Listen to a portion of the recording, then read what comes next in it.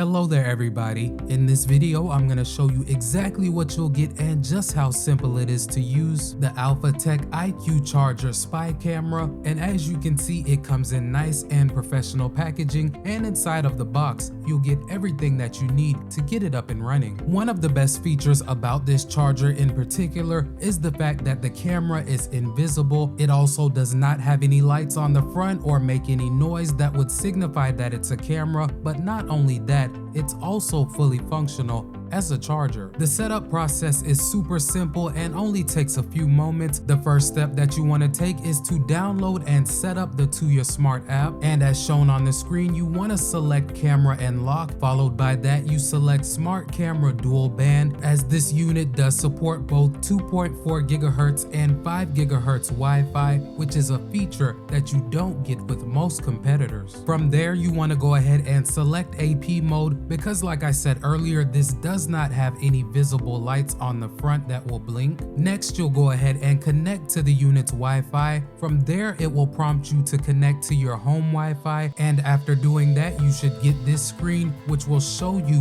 when the process has finished. Another awesome feature that you get here is the fact that you can buy multiple of these and set them up in different rooms and name them any way you'd like. It's also extremely convenient that you have access to all of your cameras at once. As you can see, I have two and I can select either one at any time. You also have several helpful features inside of the app that you can customize, such as the way that you're gonna store your footage. The best way is to install an SD card in the back of the unit. This will allow it to continue recording even when the app is closed, but you can record footage even when you don't have one. By using this method, the recording will stop once the app is closed, and the footage will be saved with your device's videos. And as you can see, you also have the option to get notifications when there is motion, and this will also trigger recording if you set that up. But one thing that I do want to cover is the quality of the video. As you can see, it is HD and clear, no matter whether you're using it in highlight conditions